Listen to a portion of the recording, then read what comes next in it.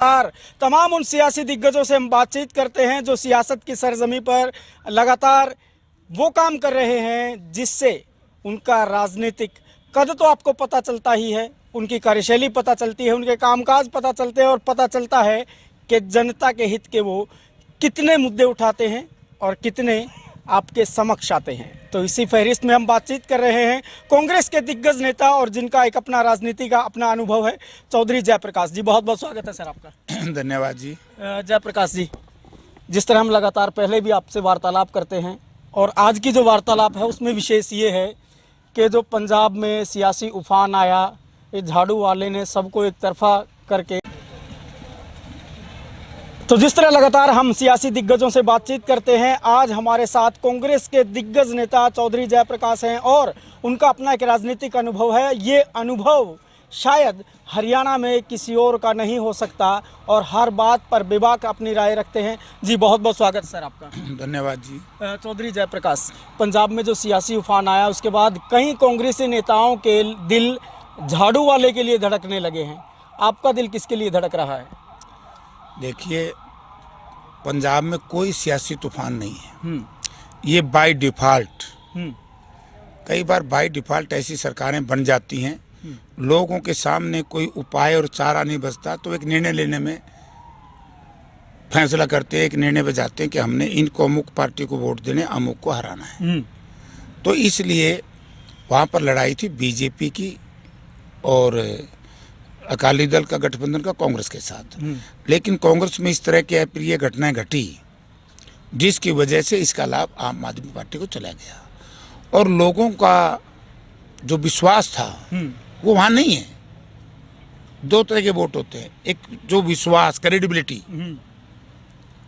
से वोट नहीं है, इसलिए बाय डिफॉल्ट आम आदमी पार्टी को वोट मिले, सरकार उनकी बनी है और उसका हरियाणा में मैं नहीं समझता कोई असर होगा। अच्छा, 2017 का मुझे याद है, इसी तरह का उफान ने कहा था,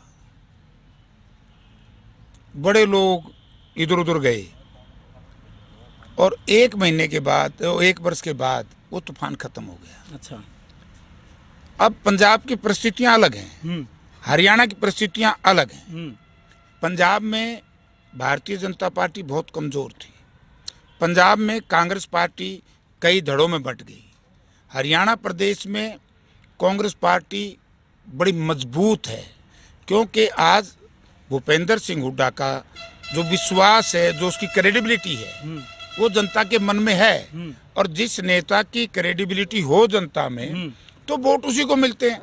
आप ये बताओ, आम आदमी पार्टी की क्रेडिबिलिटी कहाँ है लोगों में? तो क्रेडिबिलिटी है तो भूपेंद्र सिंह हुड्डा की है, तो कांग्रेस पार्टी की सरकार को कौन रोकेगा? लेकिन जो चौधरी वीरेंद्र सिंह ने एक मंच पर तमाम उन नेताओं को इकट्ठा किया, उनका तो दिल धड़कने लगा है और आह्वान भी कर दिया है, दबे स्वरों में कहें या खुले मंच से कहें, समझने वाले समझ गए। अब ये देखने वाली बात यह है कि आप क्या कहते हैं उस आह्वान को? जो कुछ बोला सब नेताओं ने, मैं किसी का नाम नहीं लूंगा, आप उससे हिसाब ला लो कि वो कौन लोग थे। वो कौन लोग थे? अभय सिंह ने क्या बोला कि अपनी अपनी पार्टियों के, मैं उस शब्द का इस्तेमाल नहीं करूंगा। चलो हम कह देते हैं, उन्होंने कहा था कि इस पंक्ति में वो लोग बैठे हैं जो अपने अपने दलों में तंग है, बेचारे बोल नहीं सकते। जो बोल ही नहीं सकते, लोगों में जाके क्या बोलेंगे? तो कौन लोग उनकी सुनेंगे? क्योंकि वो उनकी विश्वसनीयता लोगों में खत्म हो चुकी है। वीरेंद्र सिंह के बारे में मैं बहुत पहले से एक बात कहा करता था कि ये आदमी जब मैं कांग्रेस में आया और एमएलए बन गया, ये चुनाव हार गए। अच्छा, तो हमें कहते थे भाई दो प्रकार की कांग्रेस है, एक कांग्रेस के मन में है, एक कांग्रेस में है। तो जयप्रकाश हो तो वो है जो कांग्रेस में, हमारे हृदय में कांग्रेस है। पता नहीं एकदम वीरेंद्र सिंह का हृदय को क्या हुआ, रातों रात कांग्रेस छोड़ के बीजेपी में चला गया। जिस बीजेपी की जो मेन सहयोगी गैर राजनीतिक संगठन आरएसएस, छोटूराम जी तो आरएसएस के खिलाफ थे। अच्छा, और वीरेंद्र सिंह जी आरएसएस में चले गए, तो आरएसएस में बीजेपी में भी नहीं टिके। अब वो उनका हृदय फिर परिवर्तन हुआ, एक बार फिर परिवर्तन हुआ। तो इसका ये मालूम नहीं उस मंच पे लोग बैठे थे वो कहाँ टिकने वाले हैं। उनके बारे में मैं इतनी चर्चा करूंगा कि एक शब्द होता है राजनीति का स्क्रैप किसको बोलते हो अंग्रेजी में? अब स्क्रैप लो स्क्रैप नहीं तो लो, अबे वो जो टूटा फूटा हाँ, जो बच जाता कंडम है। है। हाँ उस सौदा था। अच्छा, चलो तो कबाड़ वाला जो इन्होंने उदाहरण दिया है उसको समझ लें, वो नेता जिन लोगों को ये संज्ञा दी गई है। तो लेकिन आपकी बात करें सर, आप भी तो अपने घर में छुपे बैठे हैं, विपक्ष को अब जनता के समक्ष आने में डर लगने लगा क्या? अथल में क्यों नहीं आ रहे? मैं तो सड़क के ऊपर बैठे हूँ, मैं तो हूँ को नहीं। अच्छा। और नंबर 2, विपक्ष आपके समक्ष यहाँ होगा हम्म, अभी 24 तारीख को, क्योंकि गेहूं का सीजन चल रहा है, हम्म, फरीदाबाद में है। हम्म, उसके बाद इसमें होगा सरसा में रखेंगे हम्म, या फतेहाबाद में, जहाँ भी तो हमारे सीनियर लोग फैसला करेंगे पार्टी के साथी। उसके बाद कैथल में होगा। अच्छा। अभी तो बहुत जिले बाकी हैं, अभी डरना किससे है? डरने की बात, अरे भाई जिस पार्टी का नेता की नीति और नियत और विजन जनता स्वीकार कर ले तो उस पार्टी के लोगों को डर किस बात का? आज भूपेंद्र सिंह हुड्डा की नीति जनता जानती है, नियत जनता में शक नहीं है, और उसका विजन लोगों को पता है कि जैसे ही भूपेंद्र सिंह हुड्डा आएगा नौजवानों को रोजगार देगा, किसान के फसल के उपज के दाम देगा, किसान की जो पैदावार बढ़ाने के लिए प्रयोग में लाई जाने वाली सामग्री है उनके ऊपर जिस तरह के आज क्या बुरी हालत हो रही है, डीजल के दाम बढ़ गए, डीएपी के दाम बढ़ गए, बिजली के दाम बढ़ गए, तो इन चीज़ों के ऊपर नियंत्रण करेगा, विकास कार्य करेगा। अब आपने देखा ना हुड्डा साहब के जाने के बाद बार बार ये भारतीय जनता पार्टी है और आजकल तो ये गठबंधन की सरकार है कि हम हर जिला हेडक्वार्टर पे मेडिकल कॉलेज बनाएंगे। क्या 7 वर्ष से कोई एक ऐसा मेडिकल कॉलेज बना जिसका शिलान्यास करके और उसका उद्घाटन कर दिया हो? हुआ क्या? नहीं बना। भूपेंद्र भूपेंद्र सिंह हुड्डा ने 10 वर्ष में 7 मेडिकल कॉलेज बना करके चालू करा के देके गया है। IIM, IMT, NEET, express highway जिसके ऊपर आप चलते हो ना, सर्र कर दी चढ़ के चले, ये सब हुड्डा की दी हुई देन है। अच्छा। ये ग्रीन कॉरिडोर हुड्डा का विजन था। ये जो खरक पांडुआ में से निकलता है, शायद इसका नाम दिल्ली कटरा एक्सप्रेस हाईवे, ये सारे उनका विजन था। ये आज उनके विजन पे सारे काम हो रहे हैं। तो आज कांग्रेस पार्टी के किसी साथी ने घबराने की आवश्यकता नहीं है, क्योंकि हुड्डा साहब की विश्वसनीयता, हुड्डा साहब की नीति और नीति जनता में घर कर चुकी है और लोग वही करेंगे जो हुड्डा साहब का आह्वान होगा। आप कह रहे हैं कि गेहूं का सीजन है इसलिए कार्यक्रम नहीं किया जा रहा, वो आपकी पार्टी के प्रवक्ता साहब तो बड़ा प्रदर्शन करके चले गए, आप लोग भी वहाँ नहीं दिखे, आप यहाँ घर में ही बैठ के लोगों को समझा रहे हैं भाई महंगाई ने लोगों को परेशान कर दिया, आप फील्ड में क्यों नहीं उतर रहे? वो उनकी ड्यूटी थी, वो उनका काम कर रहे हैं, मैं मेंबरशिप का काम कर रहा हूँ। हर व्यक्ति अपना अपना काम करता है। अच्छा। ये प्रदर्शन की ड्यूटी थी उनकी, ठीक है, अच्छा काम कर दिया। मैं मेंबरशिप बढ़ा रहा हूँ, गाँव-गाँव में जा रहा हूँ, पार्टी को मजबूत कर रहा हूँ। अभी तक पार्टी मजबूत नहीं थी भाई, मेंबरशिप नए मेंबर बढ़ाने पड़ेंगे ना यार, नए मेंबर बढ़ाए। अब अभी रुको जरा। अभी कुछ दिन पहले तो आप लोगों के कैंडिडेट आरोप लगा रहे थे भाई हमने मेंबर जोड़ दिया, हमारे साथ ही घपला हो गया। वो किसने ला दिया? जो चुनाव हुए थे अभी, युवाओं के जो चुनाव थे। तो चलो अलग चीज थे, तो उसमें नहीं, वो बंद कर दिया। अच्छा। ऑनलाइन, अब तो ऑफलाइन है। अब ऑफलाइन है। हाँ। तो ऑफलाइन में घोटाला नहीं हो सकता? ऑफलाइन में क्या घोटाला हुआ? तो मेंबर बना हमारा, फिर तेरे घोटाला करेगा, फिर मैं देखूंगा। अच्छा। तो वोट पड़ेंगे। तो पहले वो युवाओं से जुड़ा हुआ मामला था, अब चौधरी साहब ने कमान संभाल ली है, तो क्या कह रहे हैं जी, अब आप देख लेंगे? कोई गड़बड़ नहीं होने देंगे। अच्छा। हर आदमी को अपना हक मिलेगा, जो जिसका वोट है अपना, जब भी चुनाव होंगे संगठन के, अपना वोट कास्ट करेगा। आपने अभी तक जुबान नहीं खोली, आपके कलायत के जिनको आप जच्चा बच्चा गैंग बोलते हैं, अभी तक क्या नाम है वो शराब घोटाले में उनका नाम आया था, लेकिन अब वो उप मुख्यमंत्री के साथ में बैठकर जन सुनवाई करते हैं। ऐसे नेताओं के खिलाफ अभी तक आपने कोई बड़ा प्रदर्शन नहीं किया, कलायत में महंगाई के खिलाफ प्रदर्शन नहीं किया, कहीं धरातल पर आप दिखाई नहीं दे रहे। जो जयप्रकाश पहले बड़े आंदोलनों का गवाह रहा करता था, आजकल की जयप्रकाश कहाँ एक कमरे की राजनीति करने लगे हैं? अभी इंतजार करो, मैं कमरे की राजनीति तो जिंदगी में नहीं की। मैं जनसेवक था, जनसेवक हूँ, जनसेवक रहूंगा। मेरा काम फील्ड का है, ड्रामेबाजी की राजनीति ना जिंदगी में करी, ना कभी करूंगा। जहाँ तक सवाल है जच्चा बच्चा की, जच्चा बच्चा का तो मैं नाम लेना भी पसंद नहीं करता, क्योंकि 40 साल की राजनीति में अगर सबसे हेटेड पॉलिटिशियन कोई है और इस डिप्टी चीफ मिनिस्टर के ओहदे पे है तो ये व्यक्ति है। जब जनता इतनी बुरी नफरत करती है उसके बारे में बार बार क्या कहेंगे। जहां तक सवाल है भाई शराब घोटाले का मुख्य अभियुक्त उनके साथ बैठा है, ये तो जनता ने सोचना चाहिए। जनता ने सोचना चाहिए भाई बोए पेड़ बबूल के आम कहाँ से हुए, किक्कर बोओगे तो आम तो नहीं लगेंगे ना। जैसे लोगों को जनता ने चुन करके भेजा, जनता के सामने आ रही है बात। मैं तो बहुत पहले से कहता था कि ये जो लोग हैं ये लुटेरा प्रवृत्ति के लोग हैं, ये इस प्रदेश का सत्यानाश कर देंगे। आज मुझे कहने की आवश्यकता नहीं है, इनके परिवार के लोग कहते हैं, इनकी पार्टी के लोग कहते हैं। श्रीमान राम कुमार गौतम तो इनकी पार्टी के एमएलए वही कहते हैं और फ्लोर ऑफ द हाउस कहते हैं। जनता कहती है तो बार बार मैं ऐसे लोगों का नाम लेना पसंद नहीं करता जिसने हरियाणा प्रदेश की राजनीति का संपूर्ण भ्रष्टाचारीकरण कर दिया। और सत्ता परिवर्तन होगा 100%।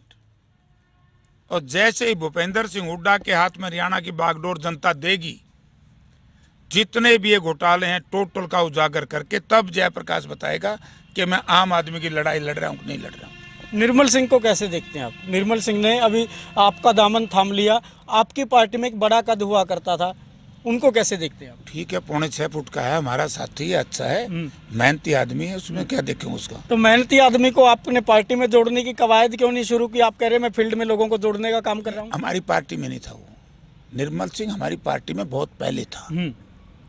फिर वो पार्टी में इंडिपेंडेंट चुनाव लड़ चुके थे जी।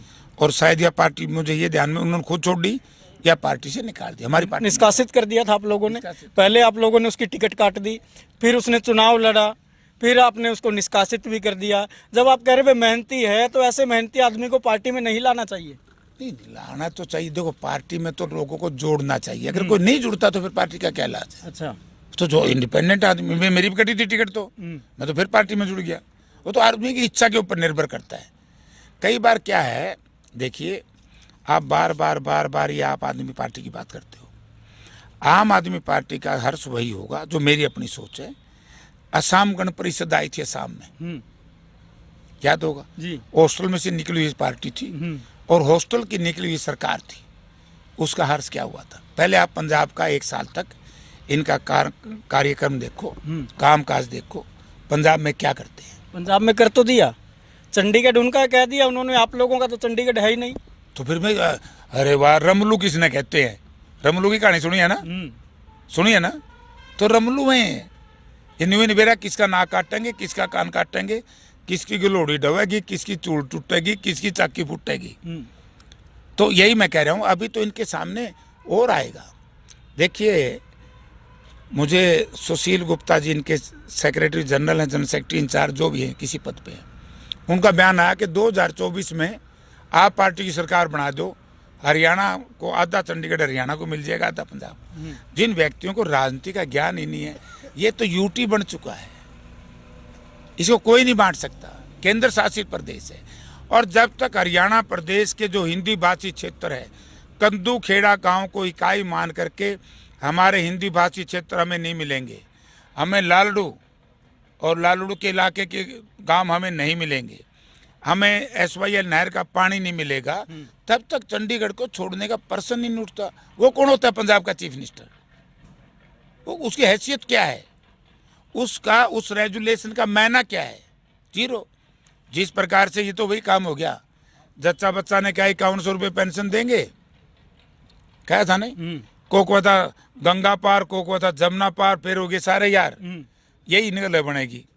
अब जब मैं मानूंगा, और लोगों ने अभी इंतजार करना चाहिए, दिल्ली है B क्लास की स्टेट।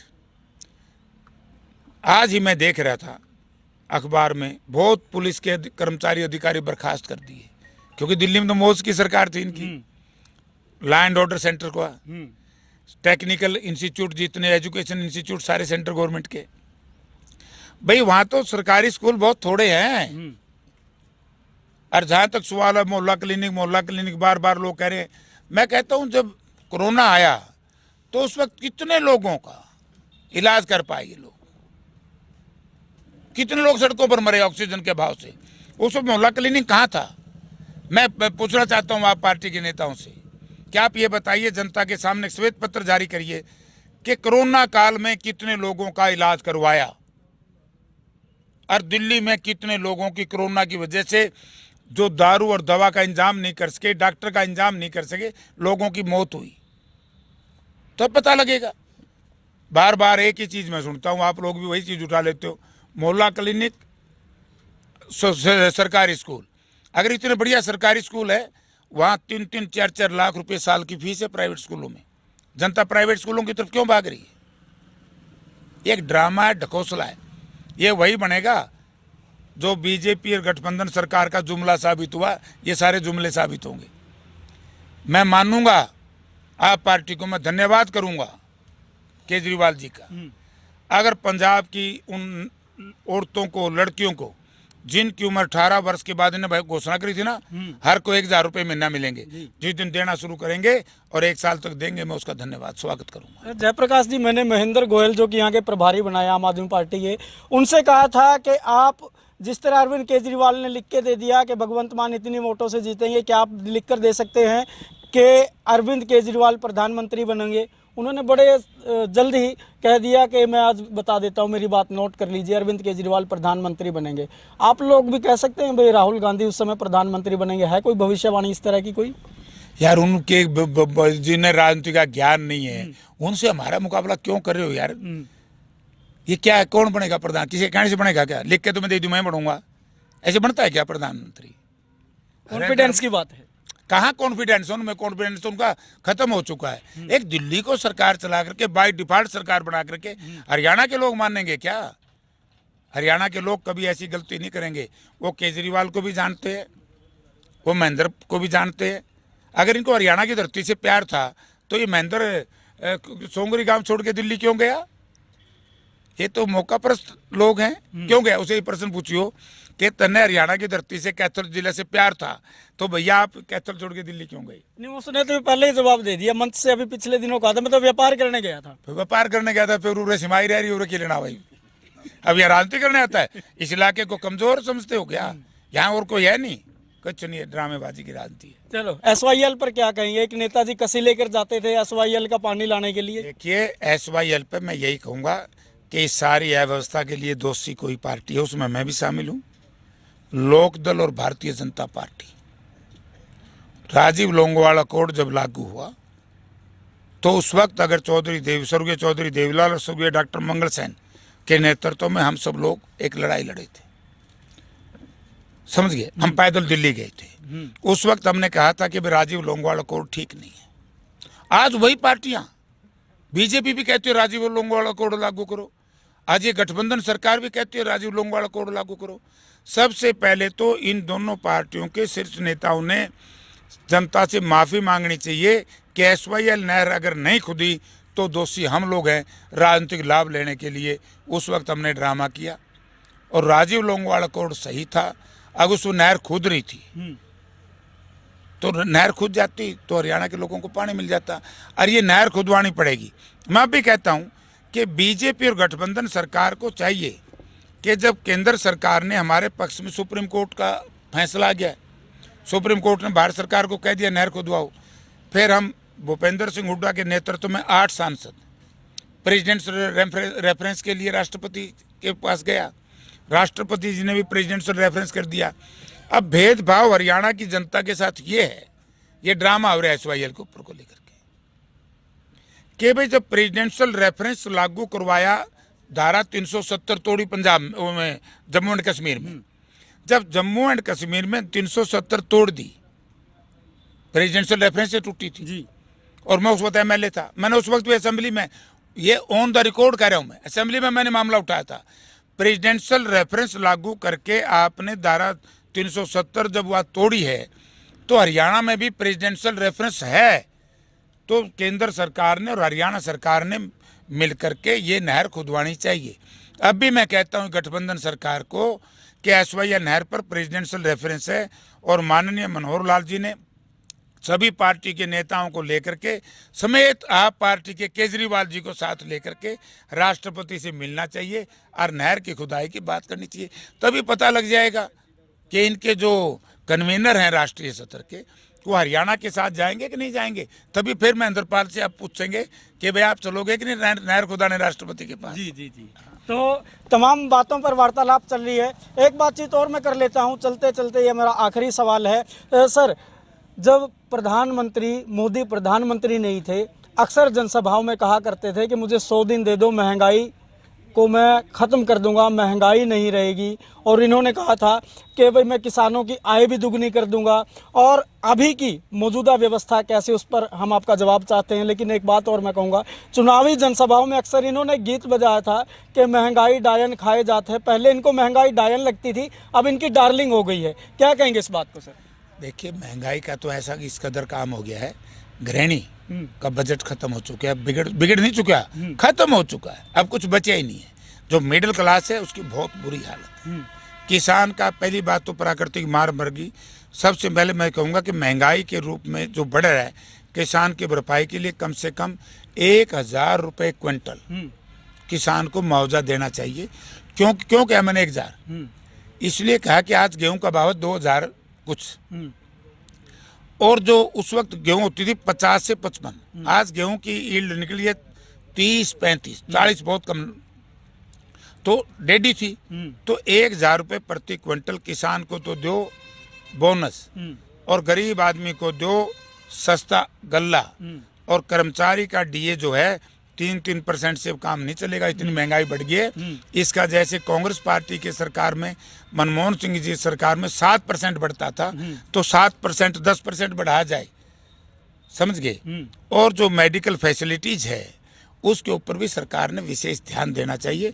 आज महंगाई बड़ी भयंकर है, तो मैं यही एक बात कहूँगा कि महंगाई को रोकने के लिए, अब इसी से पता चल जाएगा। आप कर रहे हो, अब इतना भारी तेल के पेट्रोल के दाम बढ़ गए, तो मैं मानूं पंजाब की आप पार्टी सरकार को बिजली फ्री दो और डीजल को 10 सस्ता दो। जो पंजाब सरकार ने वैट लगाया है, वैट तो प्रदेश सरकार का होता है, प्रदेश का, तो मैं कहूंगा कि वैट कम करके दिखाओ। मनोहर लाल जी से भी कहूंगा कि वो भी हरियाणा में वैट कम करें, और जेजेपी गठबंधन के साथ गठबंधन के लोगों को भी कहूंगा कि वैट कम करके डीजल को का दाम कम करो। वैट हरियाणा सरकार का होता है, भारत सरकार का नहीं। और वैट कम करते ही 3-4-5 रुपए डीजल सस्ता हो जाता है, 6 रुपए भी हो जाता है। ऐसे ही पंजाब में अभी देखेंगे केजरीवाल पहल करता है, पार्टी पहल करती है। इसी से इनकी नीयत का और नीति का पता चल जाएगा कि वैट पहले कौन खत्म करता है। जी, तो जिस तरह से चौधरी जयप्रकाश से बातचीत कर रहे थे, इस वार्तालाप को अपने जहन में डाल लीजिएगा। ये वो मुद्दे हैं जो आपसे जुड़े हुए हैं। भाजपा या आम आदमी पार्टी के लोग जब आपके बीच में आते हैं तो उनसे ये सवाल ज़रूर कीजिएगा, चौधरी जयप्रकाश ने अभी किए हैं, इन तमाम मुद्दों पर उनसे पूछिएगा कि आपका क्या कहना है। तभी आप तय कर पाएंगे हरियाणा का भविष्य और अगली सरकार। अगर आप चुप हो जाते हैं तो समझिए लोकतंत्र को खत्म करने में आपका भी योगदान है। कैथल ब्रेकिंग न्यूज़ से संदीप कुमार की विशेष रिपोर्ट देख रहे हैं आप।